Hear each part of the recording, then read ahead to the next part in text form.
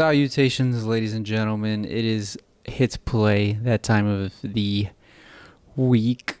James, what's up, man? I have a mic stand this time. James does have a mic stand. He won't have to carry his brand new mic. These things are extremely heavy. My hand was super cramped just holding the microphone for an hour straight. Yeah, so now we are getting legitter by the week. Now we have mic stands. Woo. Maybe we'll get pop filters. I was going to say, yeah, we probably should also get pop filters for these too. Anyways, we're here. Paul Thomas Anderson Part 2. Woo. We are rewatching / reviewing, because it's my first watch through of most of these. Punch Drunk Love, There Will Be Blood, and The Master. A turning point, I would say, in his career. Oh, yeah, for sure. It feels like those first three movies we watched, while they weren't all the same movie, you know, because like some directors, is like you could tell what part of their life or their career they're in by like when we did David Fincher, it was very distinct, like 90s, 2000s, 2010s, and each of those decades had a distinct style to them. Yeah. Whereas Paul Thomas Anderson, that isn't necessarily the case, but it also feels like at this point in his career, he's starting to mature. For sure. And starting to refine things in his career. Would you say that's a fair assessment? I would definitely, there is a leap between Punch Drunk Love and There Will Be Blood. Oh, yeah. Yeah. It's a big leap, for sure. For sure. Yeah. It's like student film, shooting on an iPhone, to like renting your first Panasonic. Shout out Panasonic, please sponsor us. Yeah, but that's what it's like. It's like just going from shooting like on a point and shoot camera to at least when I'm comparing it to myself, at least as terms of my young career. And I kept telling you too beforehand, I was like, There Will Be Blood and The Master are both like very similar, not like even thematically or story wise. They just have similar like energies and atmospheres. You know? Yeah. They're serious movies where it's like Boogie Nights and Magnolia are movies that you can watch and you're not necessarily supposed to take them serious, even though I think PTA was trying to make you take them serious. But I don't look at those movies and I'm like, that's cinema, like that's art. Whereas with these movies, not saying they're bad movies, well, you know, Boogie Nights is good. Magnolia, I have my own issues with. Whereas with that episode to find out. Everything in this episode, it's kind of like, all right, now I'm making high, or trying to at least make high art. Okay. It's the way I we'll get into it. Interpret that career. Yeah. So Punch Drunk Love, Adam Sandler, Emily Watson, Philip Seymour Hoffman. Once again. Luis Guzman. Once again. The guy, the man, the myth, the legend. What did you think of this movie? I went into this movie completely blind, and it... did you know anything about it before? I knew Adam Sandler was in it. Good enough to know. Yeah, it's a... I was actually reading trivia, the IMDb trivia, and Adam Sandler called this PTA called this an Adam Sandler art house film. And I was like, that is very, very aptly titled. Like, there's the good of Adam Sandler, where it's like wacky comedy. And then there's also the craft and technique of Paul Thomas Anderson and his directing and writing styles that are just kind of mesh, whether by accident or intentional. There's a really good story where when they first met and Paul Thomas Anderson was like, I want you to do a movie with me. And Adam Sandler was like, you mean like Magnolia? I can't do that. He was like, no. We're doing something different. Well, it's funny because I was reading somewhere where somebody asked him in an interview after Magnolia, what director or what actors do you want to work with next? And he goes, Daniel Day-Lewis, which makes sense. Yeah. And then he says Adam Sandler, which everybody was like, what? That's Two a actors logical progression right completely opposite spectrums. It It was so funny to me. I mean, you like what you like, you know. Which, you know, it should be said, Adam Sandler is very good in this movie. Yes, this is the classic once a decade Adam Sandler showing up like, hey, I actually do belong here, guys. Well, I think definitely in his career, because up until this point, he was basically just the romantic comedy guy. Whether it was 50 First Dates. 50 First Dates, even before that, Happy Gilmore. Yeah. Billy Madison. Not Billy Madison. The one with the Sprouse twin. Big Daddy. Yeah. Lounge Singer, stuff like that. So this one was like, and it's interesting because this movie is a romantic comedy, but it's like, it tells more. Yeah. Yeah, it's kind of not a romantic comedy. You laugh up the absurdity of it and the just Adam Sandler in general. Adam Sandler's a funny dude, and I think this is a good reminder to show why, you know, people are like, why does Adam Sandler make, you know, hundreds of millions of dollars from Netflix? It's like, because Adam Sandler is really freaking good at his job when he wants to be. Yeah. It's just, he's in the career where he just wants to make money with his friends. But I think this was a good reminder of, like, Adam Sandler in a comedic role is, in a good comedic role is good. And also in a somewhat dramatic role, too. Yeah. Yeah. There's this moment when there's like moments when he flips out and he has bipolarism or whatever. Actually, and this movie, at least for me, is like a super unnecessarily realistic, like actual portrayal of anger issues, anger management issues. Yeah, it's actually kind of impressive how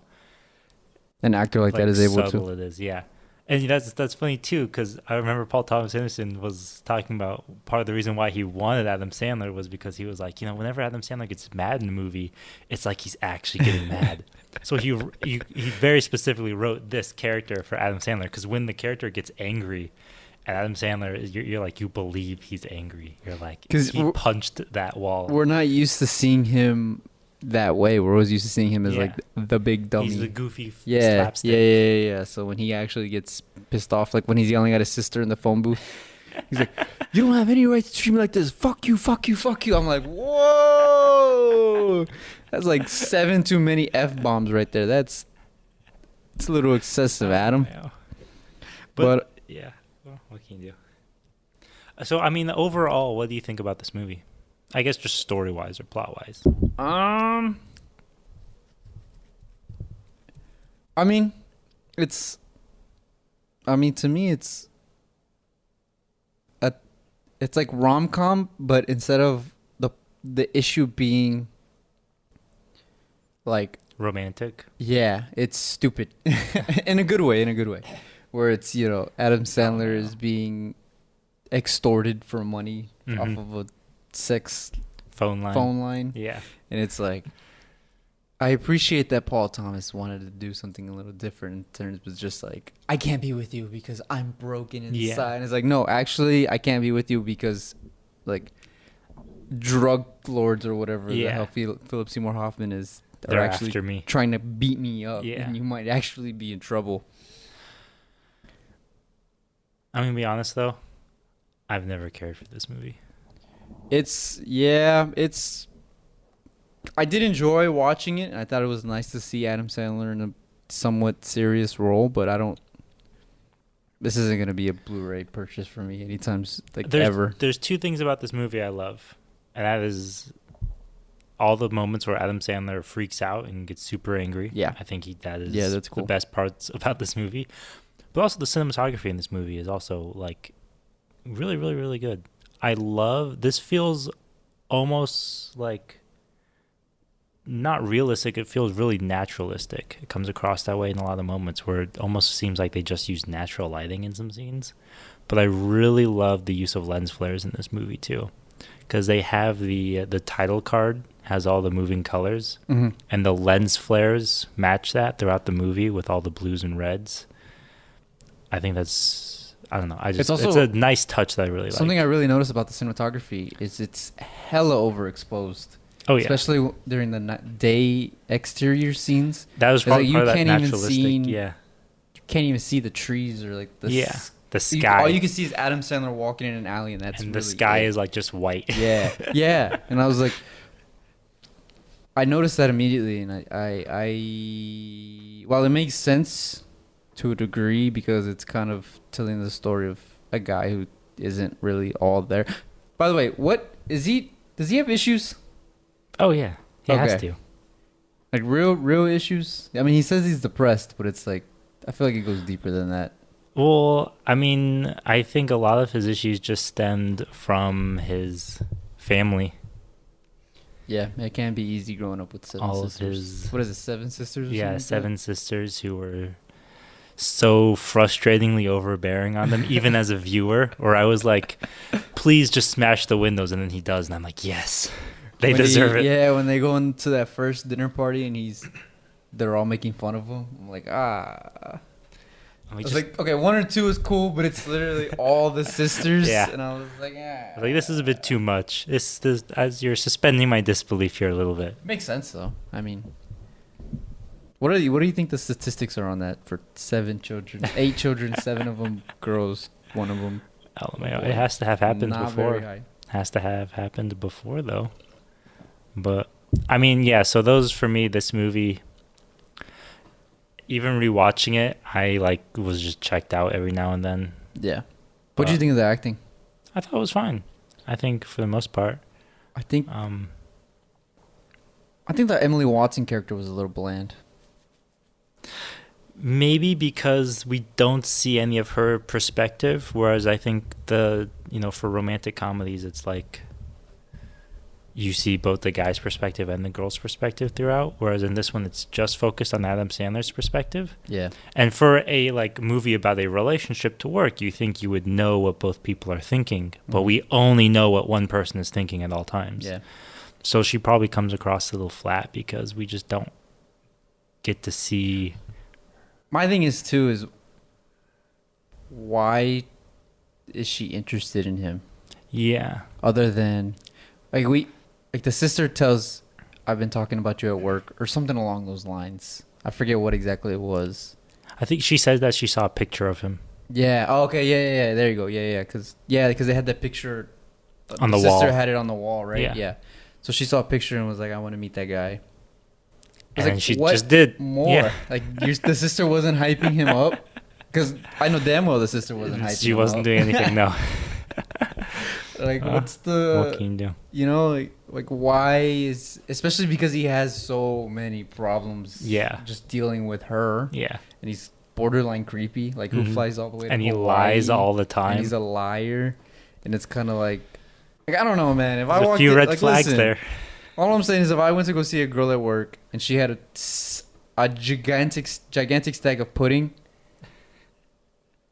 And didn't explain it. there'd be a discussion. Yeah. Instead of just, there'd be a Maybe. little like, okay, you're a little weird. Some people find that endearing, I guess. But that's what I'm saying is, like, it would have been cool to see that from her point of Yeah. view of like, oh, he's just so nice to me or something like Yeah, that. It's like maybe. the only thing he ever really did for her was fly to Hawaii and surprise her on a work trip. Yeah. And that's really it. That's really all he does for her. Yeah. I mean, he got her kicked out of a nice restaurant. I know, seriously. So it's like, What can you do? what does he do? So that's just, yeah, for me personally.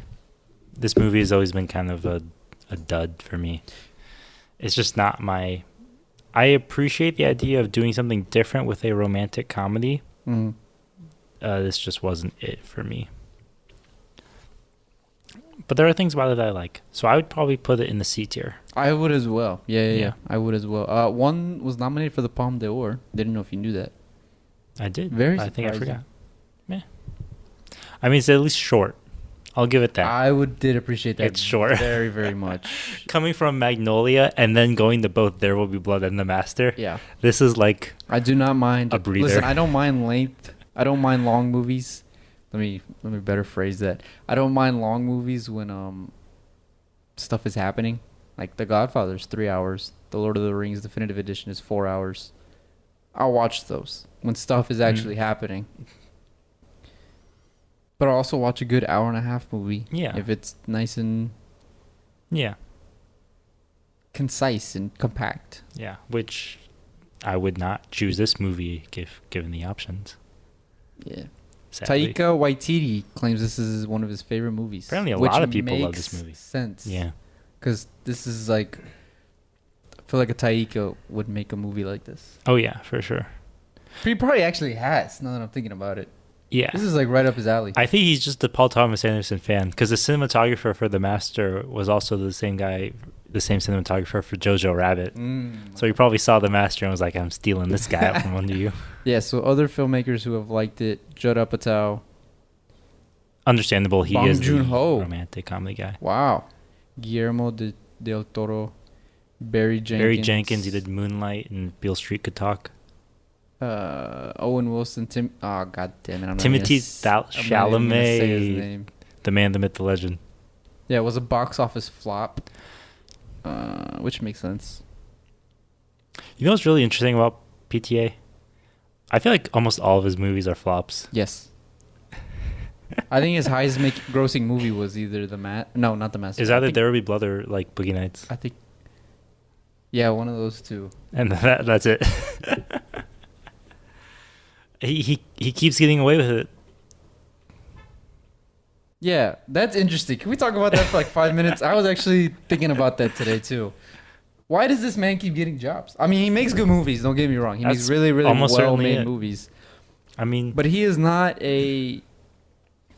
like he's not gonna make money. I think a lot of at least I wouldn't put money. Yeah. I wouldn't bet on him making money. A lot of it has to come down to historically the critical receptions of his movies. Because I mean, like for example, Hard 8. He only got to make Boogie Nights, I guarantee you, because of the critical reception of Hard 8.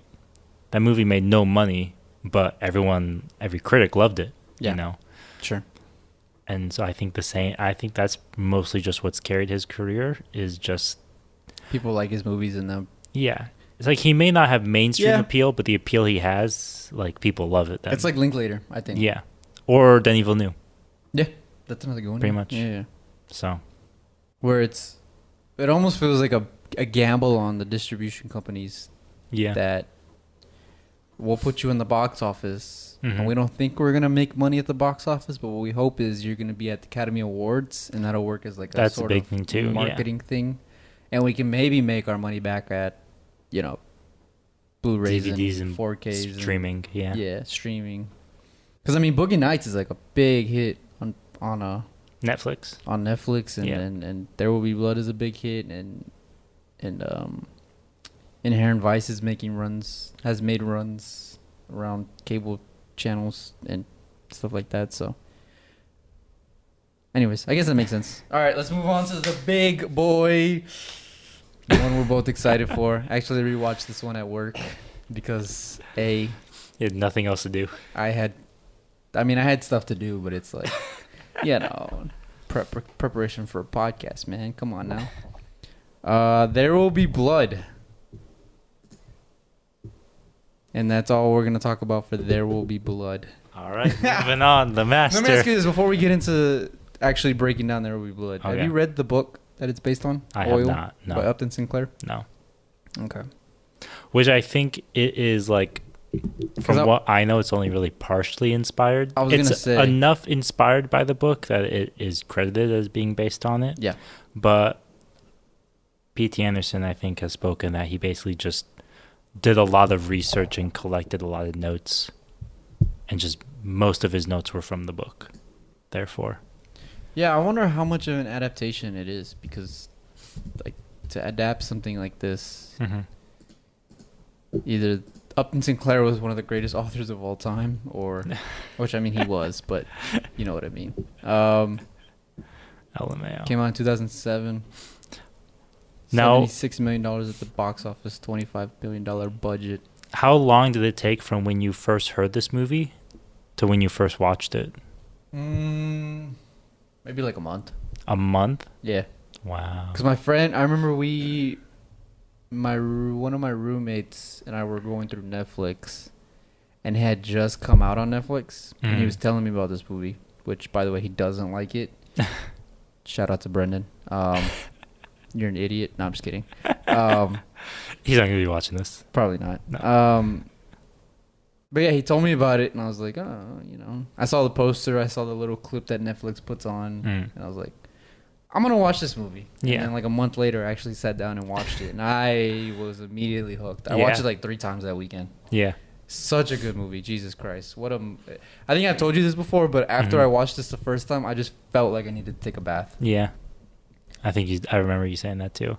Because we both had this on our top 10 lists, Yes. even though my top 10 list was tenuously not my favorite movies of all time. But this is easily one of my favorite movies. The reason I asked that question, though, is because I first heard about this movie during the Oscars when it was nominated. In 07?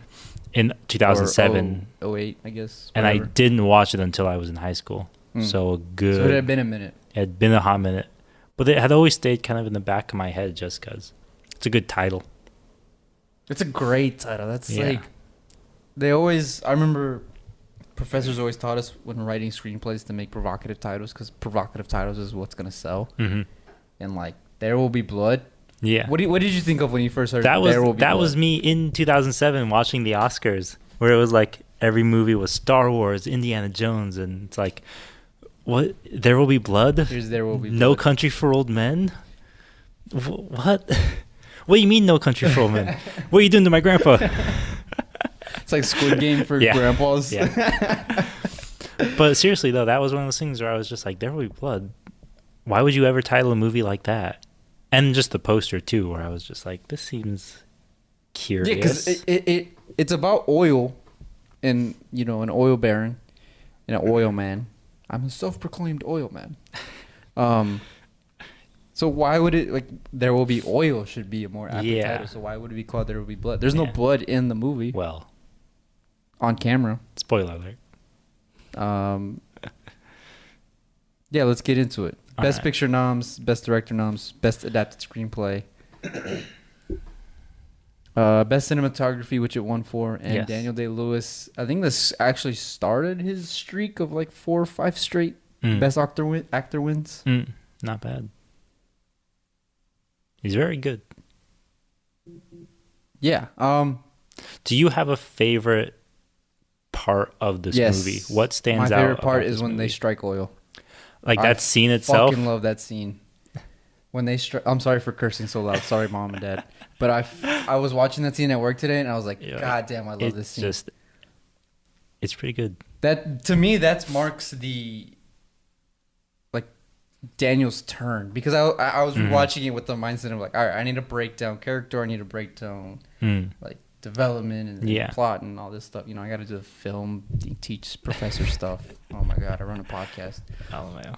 But I was doing that, and I noticed in the beginning, everything prior to that scene, Daniel Day-Lewis he's harsh, but he's a loving father and a loving boss, and He has an man. image to keep up. Yeah.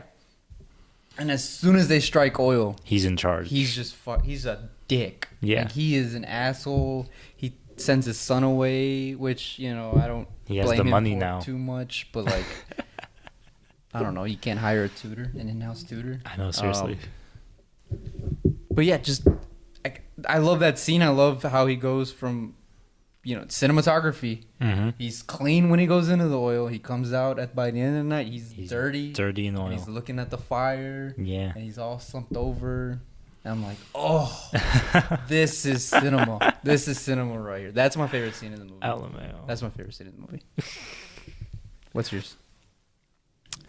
One of my favorite scenes in this movie is one shot of the ending where he has his house. He is now, you know, the oil baron. He has all the money and he has a big mansion. And they have an exterior shot of the mansion, and then they cut to inside the mansion. And of all the rooms they cut to the bowling pins. And I remember watching it the first time and just being like, okay. And if you know how the movie ends, it ends in the bowling alley anyway. Yeah. But yeah. I didn't really think about it after that until my dad was like, well, you know, when you knock down all the pins, it's a strike. And when you hit oil, it's also called a strike. And I was just like... Cinematography, That baby. was one of those things... That was like when I was really, really young. That was the moment where it was like, oh, you can do that. I get it now. You can't call it There Will Be Blood and not show blood on purpose. I didn't think about that. To me, this movie just shows. This movie highlights everything that is Paul Thomas Anderson.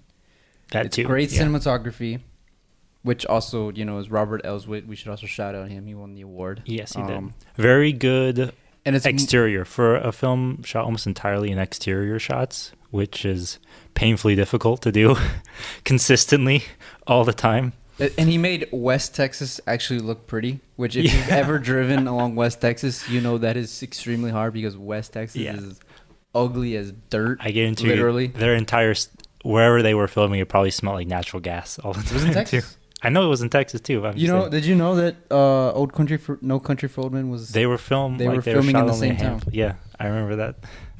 That's crazy. I actually do remember that fact. I think you told me this because it's in Marfa, Texas. Like 5 hours west. That actual scene where they strike oil, they had a fire going. Yes. And No Country for Old Men had to postpone filming for them to let out the fire. Yeah. That's crazy, right? I know, that's hilarious. That's such a big dick. No, you're going to stop. They probably had no idea. I got to do my movie, so get out of here. But anyways, going back to what's best.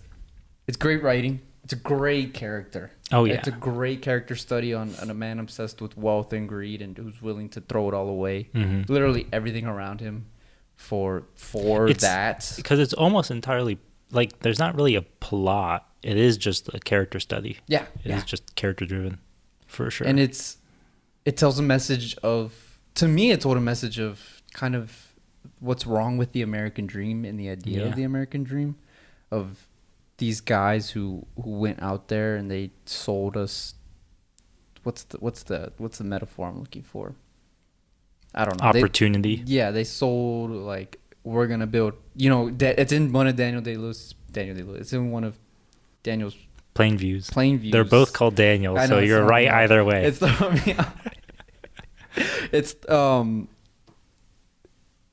It's in one of his pitches. Sorry, I'm way off track right now. It's in one of his pitches where they're like, we're gonna build churches, we're gonna build roads, we're gonna build a school, we're gonna build water wells, we're gonna have irrigation, we're gonna have cultivation, we're gonna, I just watched this movie when I'm citing it word for word, but we're gonna have bread. People aren't gonna feel like bread's a luxury, and it almost feels like, I don't know if this is intentional, but it feels like how politicians talk today. Oh, no, that's absolutely intentional. And it's one of those things where it's like, how much of that is he's mimicking politicians of the day, and how much of that is just that's always been the way politicians have spoken. And it's like that's when you want to make have a message behind your movies and relate it to current times. They always say either push it in the future or push it in the past. Mm-hmm. And I think this is such a brilliant way to send that message of, don't trust people with power and whatever have you. He was the Elon Musk of his day. Lovely. Yeah, just a lovely movie. And it's so well casted and so well acted. I mean, I love the kid. Mm-hmm. We could sit here and talk about Daniel Day-Lewis for hours. Maybe not hours because everybody already talks about him so much, but yeah. The kid is the kid as well. For not being a professional actor. Mm-hmm. And having to play deaf. And having to play next to one of the definitive actors of the 21st century. Not only the son, but Paul Dano as well. Yeah. Who I think also... Paul Dano, I think, doesn't do as good of a job, but I think that's why he succeeds. It's because his character is like nothing next to Daniel Plainview. Yes. And because Paul Dano isn't that good, it sells the character and his nervousness and awkwardness around Daniel Plainview. I feel like that's intentional. Maybe it is, and Paul Dano's just a genius, and he because when he plays Paul, the brother, when he plays the brother who sells Daniel on the land, it's a completely different character, and yet it is, we only see that character of Paul for 10 minutes. Yeah, and that wasn't even supposed to be Paul Dano anyway. He was supposed to have another actor be his twin brother. Yeah, he was supposed to be. Well, he was originally signed to play Paul. and then he saw what he did with Paul and was like, "Do you just want to be Eli? We'll make it a twin brother." I thought it was the other way. Which, by the way, did you know that they were twin brothers? Yeah. Okay, I had no idea. I thought That it was just the same guy. I thought it was the same guy, and he was trying to play it cool so they could, like, pull the rug on from the dad. I was like, oh, I see what you're doing, you sneaky bastard. And then I found out, I guess towards the end when he mentions Paul again, I'm like, oh, they're just his brother. Brothers. Yeah. That makes sense. Yeah, I really love this movie, man. One of the other good things about this movie too is that it is paced very well. I would argue the story maybe isn't very well paced, but I think the film is edited in a very evenly paced way. It's very quick. There's very famously Nerd Writer, the YouTube channel Nerd Writer, has a video on this movie where he talks about how the average shot length is 13 seconds, and that's gives long. The movie it's long by modern standards. Yeah, but that gives the pacing of each shot the same kind of even feel that allows you to be engaged with it for long enough, regardless of even if the story is moving along or not. It still is keeping your attention because it's not so long that you might get lost in the scene and be bored, but it's not so quickly that you don't know what's going on. You're turning your brain off, or you don't know what's going on. Yeah. So I think it's just really well put together, I would say. Yeah, I know people roll their eyes whenever I know people always roll my eyes whenever I say this, but it's technically sound. No, it absolutely really is. And, for maybe someone who's, I don't want to be snobby or anything like that, but for someone who maybe doesn't understand that, it's just like, you can just sense it. There's not really a way to describe what I mean by that in a way, other than just saying like the scores are good, it looks pretty, it's well acted, but it's just like, it's just the combination of all the right decisions, pretty much. Yeah, there's no wrong element really in this movie. Because you could have the same score, the same actors giving the same performance, but let's say the average shot length was like 5 seconds. Be completely different movie. It would feel completely different. It probably wouldn't even feel impactful at all. Probably not. If it had any kind of generic editing to it whatsoever, style to it. So absolutely. Is there anything you don't like about this movie? I mentioned this right before we started this podcast, how every time I've seen it, I felt like there's a new scene that gets added. Yeah. While that's cool, I don't like that because I feel like I'm constantly forgetting stuff that was in this movie.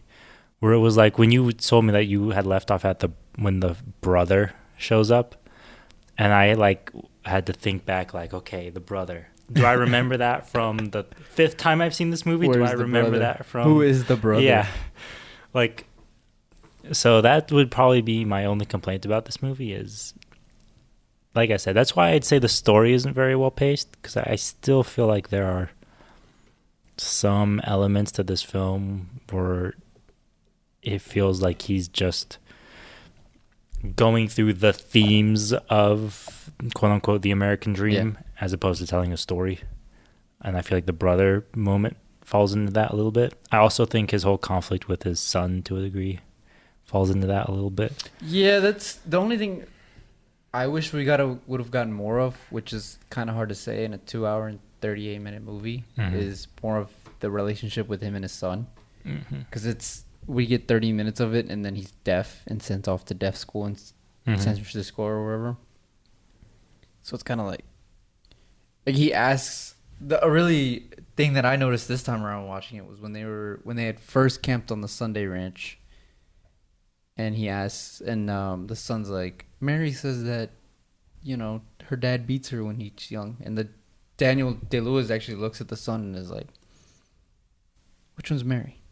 Like, he can sense that the son is starting to get liking Mary, so he's trying to figure. To me, it was just like son and dad, dad trying to get an interest in his son. Yeah, I was like, we could have had one more scene of that, I think. Probably. And I think it would have definitely made the ending. I mean, the ending's impactful already, but I think it would have made that scene specifically more if we just had more of, their camaraderie in there. This movie also has an amazing opening. The first maybe like 20 or so minutes of this movie. He doesn't talk. There's almost like no dialogue. There is no dialogue whatsoever. All we hear is Daniel Day-Lewis huffing and puffing in a silver mine. And it works. Even when he finds the kid, when he gains the kid. It's not his kid, by the way. That's all nonverbal. Yeah. Which, he ends up being deaf anyway, so there you go. But even still, it's very, very well done. And what's funny, too, is that actually took me until my second viewing to get. I think I like blinked and missed it. What? The reason he how he gets the kid. Oh. Because it happens in like one shot. Quick. Yeah. Yeah. And I'm just like he looks at the kid, and then he's on the train with the kid. And for some reason, the first time I saw it, I had like not seen one of those shots, and so I just thought it was his son. And it wasn't until the reveal at the end where I was like, wait a second.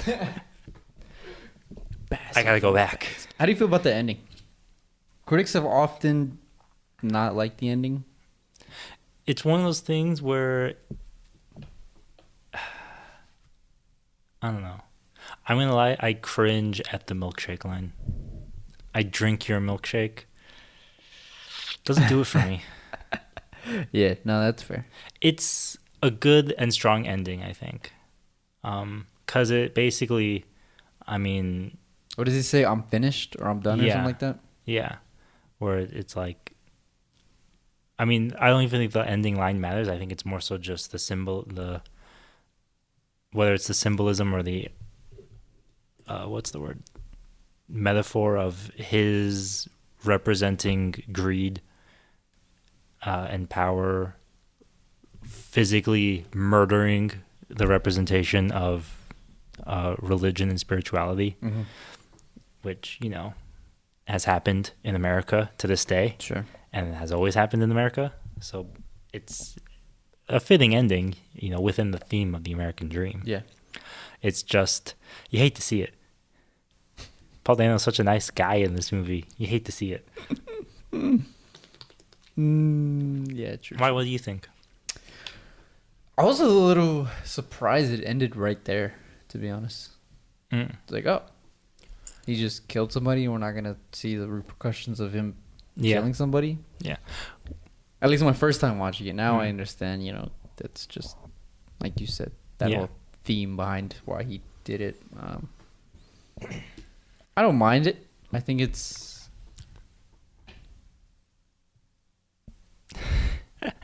Yeah, I don't mind it. Gathering your thoughts. No. I don't mind it. Yeah. It's not a bad ending. It's not a bad ending. It's also funny too how like so much of the movie is so good that I don't like the ending because the movie ends. Yeah. I'm just like, if this was a TV show, and it's not a good end. It's not a feel good ending. No, it's not a feel good ending whatsoever. So it feels kind of gross. Yeah, for sure. It's like, yeah. Let me. I also really like this movie. And this is gonna be my final thought. It's a really good history lesson. you being the history I love buff. my history. Yeah. But I don't know. That's like it's a time period that's not ever really the period utilized. From the end of the Civil War all the way until the Great Depression is just ignored completely. Yeah. And there's so much cool stuff to go out there. I mean, I don't want to go too nerdy here, but like the progressive era where we're, giving people basic human rights. Reconstruction. And, making sure they live. Reconstruction is another one. The oil era where these men are basically like, there's this area between Los Angeles and Wisconsin, and we need to populate that. Yeah. Because that's where all the money's at. Mm-hmm. And it's like the trials and tribulations of that, other than, outlaws and sheriffs and cowboys. Yeah. It's like there's other good stories in that time period. No, for sure. I think really appreciate it. my last point is soundtrack by Johnny Greenwood. Very good. It's very good soundtrack. Very good soundtrack. And man, that song the scene where they strike oil for the first time, that song that plays, Converge, which is actually from an album he previously released, and he used it again in this movie. But the song is called Converge. It's like, if for some reason it just fits. Like, it's almost become as iconic as that scene itself. I don't know how or why. But Paul Thomas Anderson will work with Johnny Greenwood in all of his movies to come. Ooh. Except for maybe Licorice Pizza. I don't know. I'll have to look it up. I think stylistically, they're a weird duo. But I think it works. But it works. Yeah. Yeah. Especially because Greenwood really loves strings and weird percussion sounds. Even just watching The Master, there were so many times where I was like, is that a car alarm? No, that's the movie. Seriously. So, yeah, I don't know. I think his weird music matches a lot of the... I mean, Paul Thomas Anderson's a weird director, right? Yeah. So it's like a marriage Yeah. of two weird people. I mean, after 4 movies of basically the 70s Yeah. as the soundtrack, Yeah. I appreciate the switch to more classical inspired soundtracks. Definitely. For sure. Cool. All right, Let's moving on. move on to The Master 2012. Long hiatus for our boy. 5 years. Understandable. It's pretty long. I mean, he made a very successful movie with There Will Be Blood. He had to tour it. Yeah. Well, it says here 2009 he'd been working on it. And then On The Master, that is. on The Master, sorry. Yeah, and you just I don't know, I guess that doesn't say anything else on Wikipedia. Maybe it just took its time. Interesting. I would say, though, it shows in the movie. It's what? It shows whether he spent that time working on the movie specifically or like crafting it and building it. Yeah. I think it shows. Yeah, and there's definitely a jump up in technology where Oh, it's yeah. like we're putting an IMAX camera in a field and driving it down. Yeah. I'll talk about that, but don't worry. And do your statistics and your facts first. I mean, it didn't make any money. It did not. It was a flop. $32 million at the box office, or 28 at the box office against a $32 million budget, distributed by the Weinstein Company. Yikes. Yeah, might wanna take that one off the old credits. Joaquin Phoenix, Amy Adams, our boy his boy actually, we should say, Philip Seymour Hoffman. No way. the man, the myth, the legend himself, set in the 50s, post World War II. I appreciated this movie. This was your first time watching it. Yes. So just generally, what did you appreciate about it? Well, I appreciate the. Damn it! You're actually gonna make me Answer the question. No. I appreciated the story of a man who was entrapped by a guy with ulterior motives / sinister motives, and he kind of falls wayward. And instead of it being like a story about finding yourself and all this other stuff and like being It's almost a free story about like from breaking off a part of Yeah. yourself. it's like instead of going against the propaganda of being in this cult, it's this man just finding home basically. Yeah. In a way, and I appreciate that, at least his willingness to go somewhere different with it, Yeah. because this story could have been very cookie cutter, like Mhm. man finds a cult, gets in the cult, realizes the cult isn't for him, And then leaves. and then leaves Yeah. and is his own man. And they do the reverse of that, which is Mhm. pretty cool. Now, how quickly did you connect the cause, as it's called in the movie, to Scientology? Oh, right away. Right away. Right away. This was only my second time watching this movie, but really early on, Philip Seymour Hoffman has 2 lines that really gave it away that I didn't even notice the first time I watched. When he meets Freddie, Joaquin Phoenix's character, Yeah. on the boat, and he invites him to the wedding, he said, "Your memories are invited as well, or your memories can come as well. Yeah. And then when he finishes the wedding ceremony, he says, as long as you two have these bodies, or as long as you have these vessels.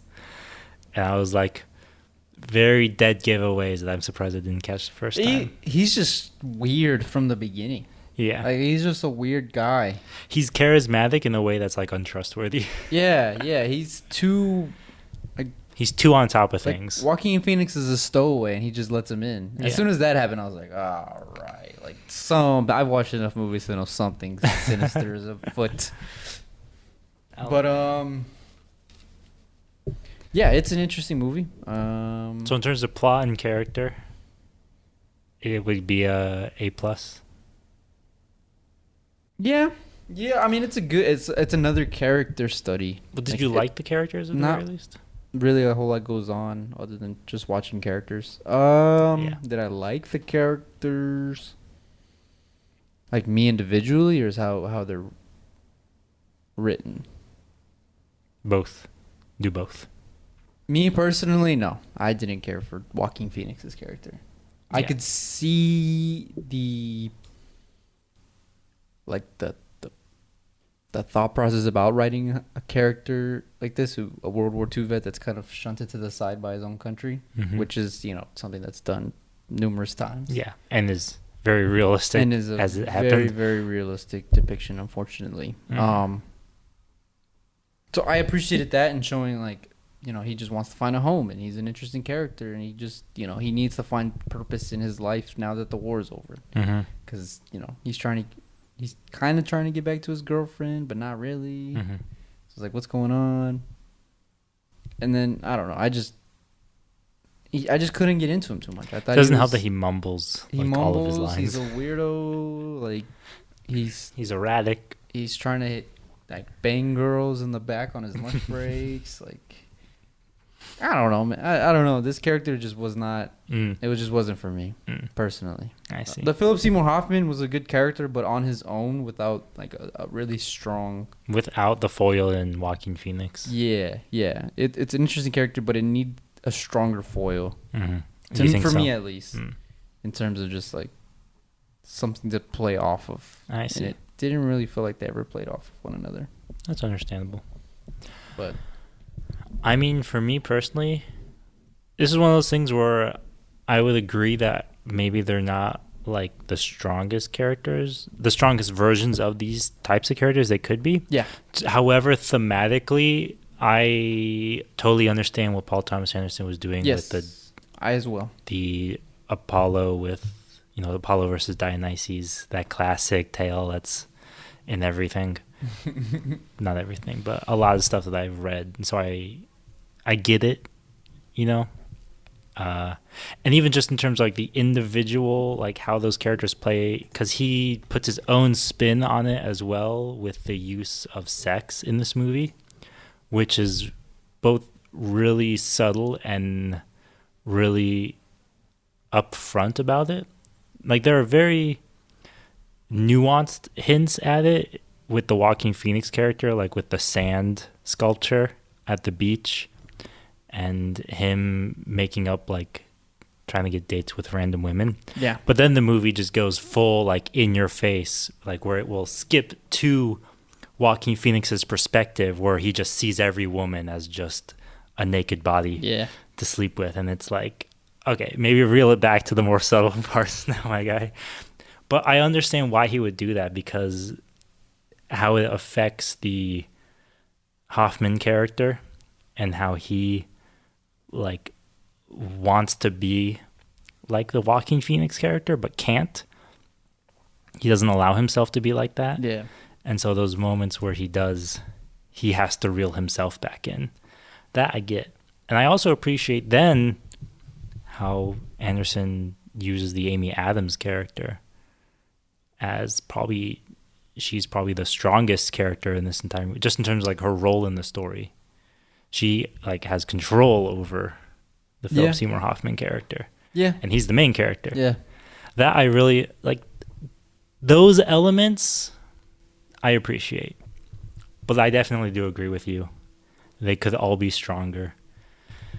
Because I even know that, like, because the Amy Adams things, I'm not just pulling out of thin air. Paul Thomas Anderson had Amy Adams on set every day, even when she wasn't on the scene, just because he wanted her character to be so overbearing, or not overbearing, present but, on the yeah, just even present on makes set. sense. So thematically, I get the characters and I appreciate that, but the story, I think, lulls a little bit. Yeah, in some moments. Honestly, I just thought about this right now as we were talking about it. This could have benefited from like a mini series type of thing, You think so? where it's like 6 episodes. I'm gonna show this man descent into this cult and the birth of this cult and why people are engrossed with this cult. And instead, we got 2 hours, almost clean. I think it's like 2:15 or something like that. Yeah, 2:18. And it's kind of like we don't ever see why people get into it.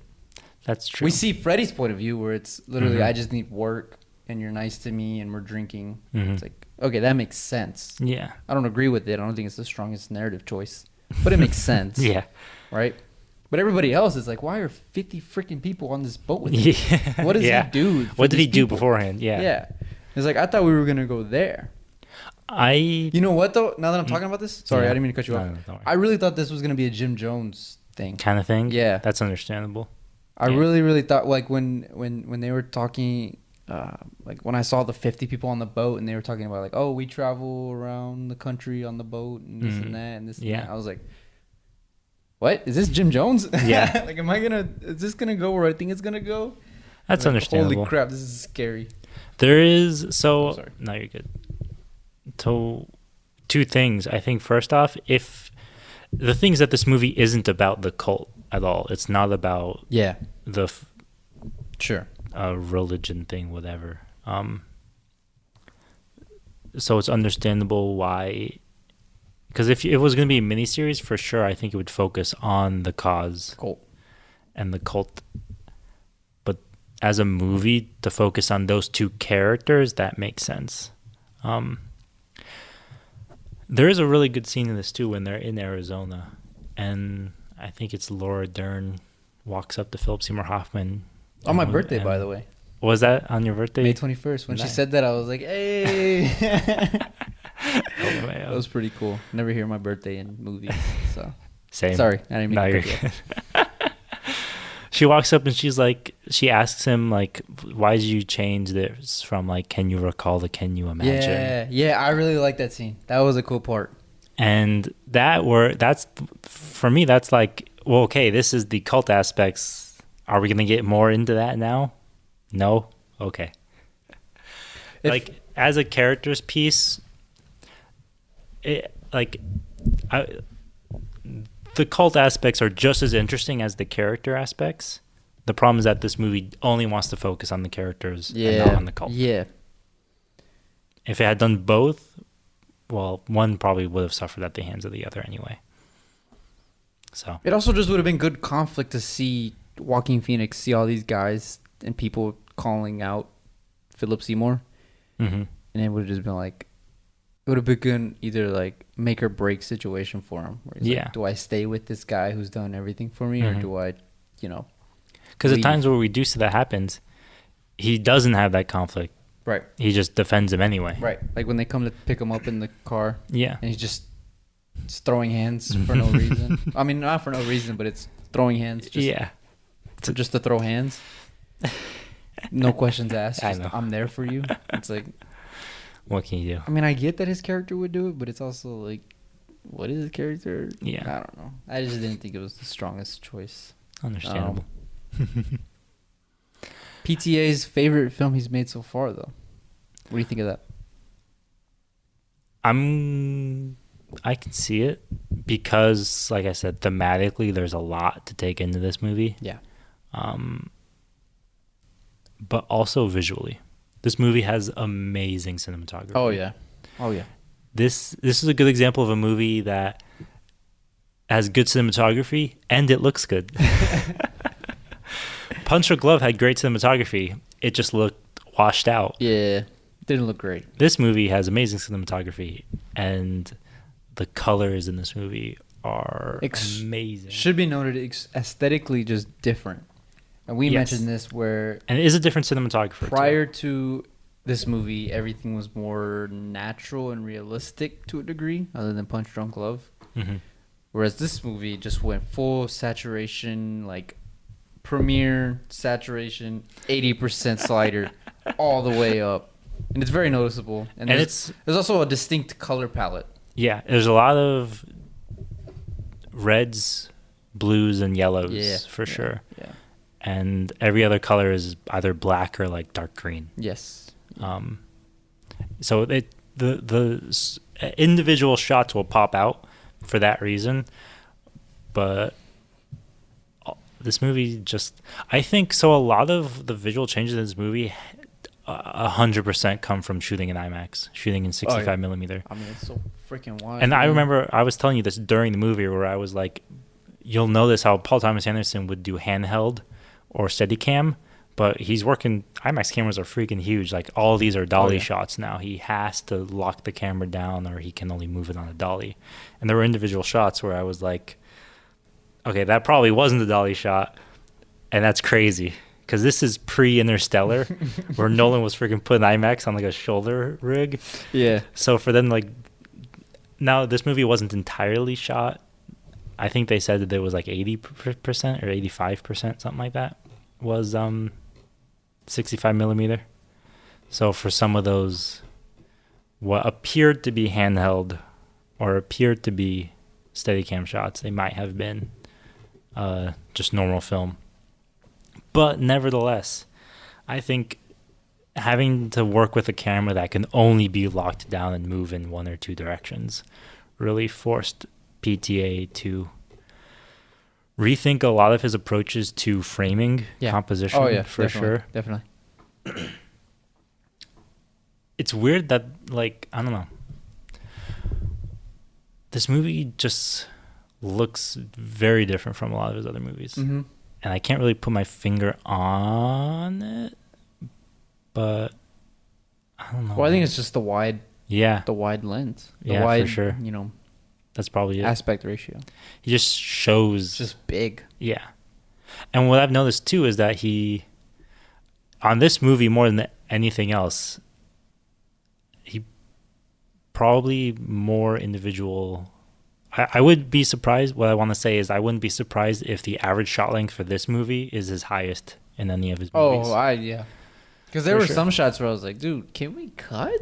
There were shots. I hate quick cutting, but golly. Yeah. Some of those shots were so long that I was like, I can't imagine having to reset this.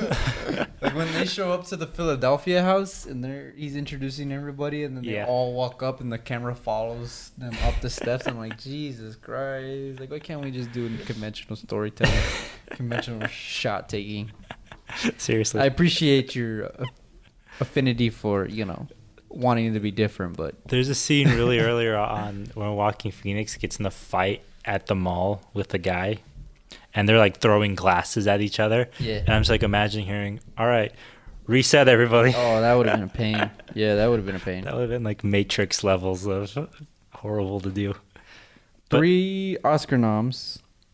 Best Actor for Phoenix, for Hoffman, and for Amy Adams. Nice. And that's no wins. It. No wins. Understandable. They're good performances, but I don't think they're the kind of stuff the Oscars goes for. Do you think the Academy was against his bashing of Scientology? That's why he didn't get a screenplay? Apparently that was a really big issue with this movie, where all the Hollywood Scientologists didn't appreciate it. Tom Cruise immediately disavowed Magnolia. Right, really? No, I'm just saying that would have been funny, though. Apparently Tom Cruise has seen the movie and was like, he was somewhat okay with the portrayal of Scientology. But you never know, man. What do we think about those performances? So it's interesting. I think character aside, taking apart like our actual Philip Seymour Hoffman outclasses everyone. Oh yeah, 100%. Yeah, even Amy Adams, who is really good. I just think the character doesn't have many scenes. She's strong in every scene she's in. Yes, she just isn't there much. Yeah, but even just comparing Joaquin Phoenix to Philip Seymour Hoffman. What do you think? Joaquin Phoenix is better than the Joker? Here's the thing, though. I think Still can't believe the difference is probably by design because the Philip Seymour Hoffman character is the master. Yeah. And the Joaquin Phoenix character is the disciple. degenerate. The disciple. Off the streets. That's their sequel right there. Yeah. The disciple. So I think by design, he's just going to come across as not having as much presence and power as Hoffman. Sure. But even still, Hoffman just owns every single scene he's in. From the jump. Yeah. It's He's impressive. Really, really freaking. When they're yelling at each other in the jail, I was like, this is good. This is good. I love my favorite thing about the character, too. I don't know if this was like on purpose because apparently they improvised somewhat a lot in this movie. Mm-hmm. But he would do that thing where he's so cool, calm, and collected. And then he would just like curse once. But it would be like there would be like a stopgap. It was like it always just came across so well. I loved it so much. One of my favorite parts about that character, for sure. But he's Hoffman also a was a good one, scumbag. man. Hoffman was a good one. He's a scumbag. The character, not Philip Seymour Hoffman. Anything else? Where would you rank it? I mean, okay. I'm not gonna lie. Even though I've only seen this movie twice now, I would also put it S tier up there with There Will Be Blood and Boogie Nights. For me, it's a lot of just. There's a lot to get out of this movie thematically, but it is also just a feast for the eyes visually. Dude, best shot in this entire movie, just from like how freaking crazy do you have to be to do this? When they have the boat going under the Golden Gate Bridge and it's sunset in the background and everything is silhouette except for that one deck on the boat, I'm like, either this is CGI or you actually did that in real life and you are insane. You know what's crazy about that shot though? What? Is they probably took them like an hour just to get it. Just to get the boat out that far. Yeah, just seriously. to get the boat out that far and just to get the lighting exact. Like it had to be. It's crazy. Picture perfect. Yeah. Even still shooting on Navy ships with an IMAX camera. Because I thought those were just sets, and I looked it up, and apparently they were on boats. They were actually boats. That is, why would you do that to yourself, man? He likes to challenge himself, I guess. That shot of the boat going under the bridge, though, is the same level of insane as Nolan putting an IMAX camera on the shoulder rig, though. It's like, why would you do that to your cinematographer, my guy? Breaking their back for the art that. of cinema. That's why.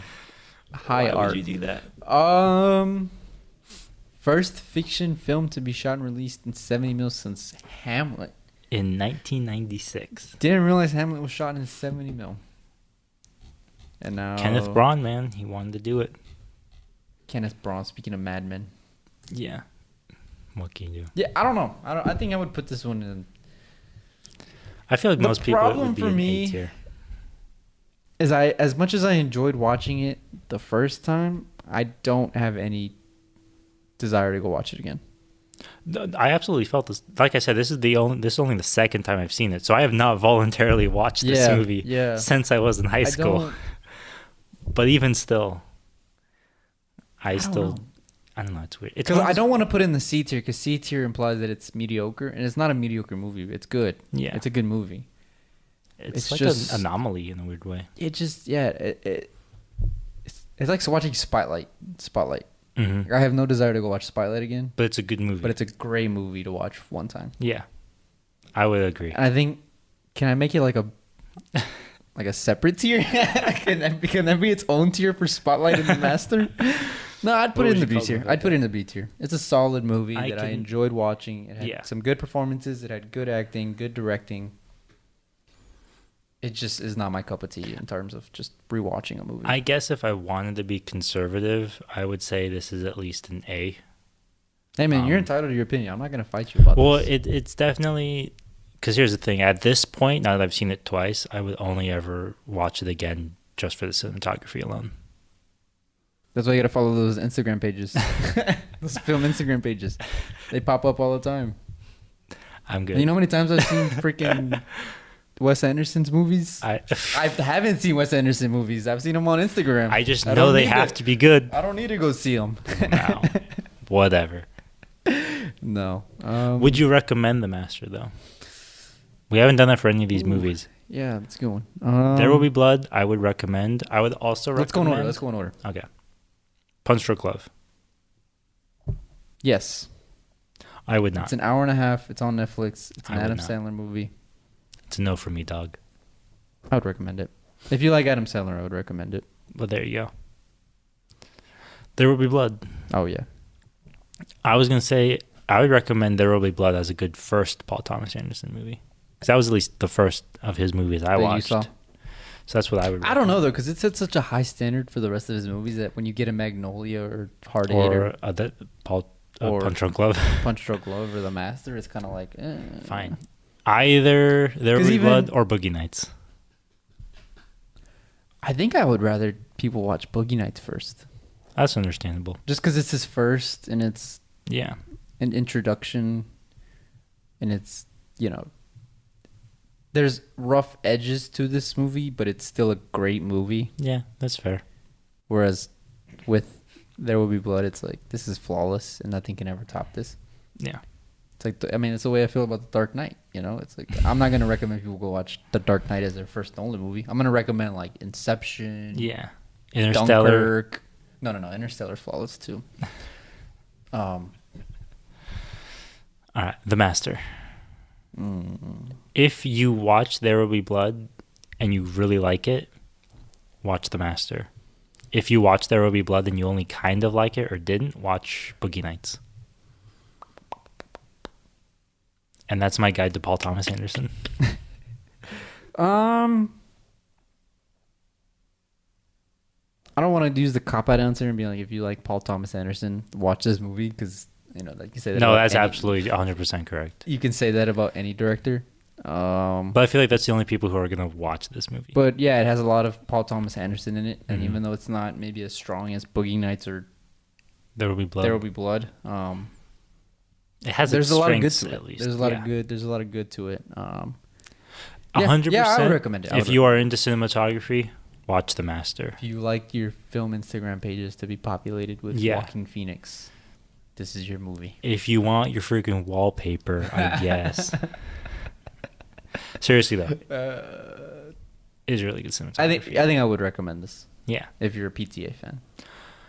What do we got next? We've got Inherent Vice and Phantom Thread. Daniel Day-Lewis. That'll round out. Bring the back. That'll round out our PTA rewatches, which is coming next week. Also next week is Licorice Pizza, so we'll watch that. Give you guys a review on that. We'll probably do all of them at once. Might as well. Yeah, if we can. Maybe. It might be one of those where it's like Monday night. Yeah, true. Just drop a Licorice Pizza review for no reason. True. Lots to get to next month, too. We've got Harry Potter's 20th anniversary that just came by. Yes, We're going to talk about Harry Potter. Lord of the Rings' 25th anniversary. Yes. Are you still reading the books? Yes, I am. Nice. I am. I'm on chapter 5. So slowly but surely getting there. In my defense, chapter 5 is page 150. I was going to say chapter 5 is like halfway through the book. There's 30 pages per chapter, so I read a chapter a night. Honestly, just skip ahead to Rivendell and you'll be fine. Yeah, I'm thinking about it. What else we got? A Friday Night Lights 15-year anniversary that we might get to. We've talked about it. We have both talked about our love for the show and the movie.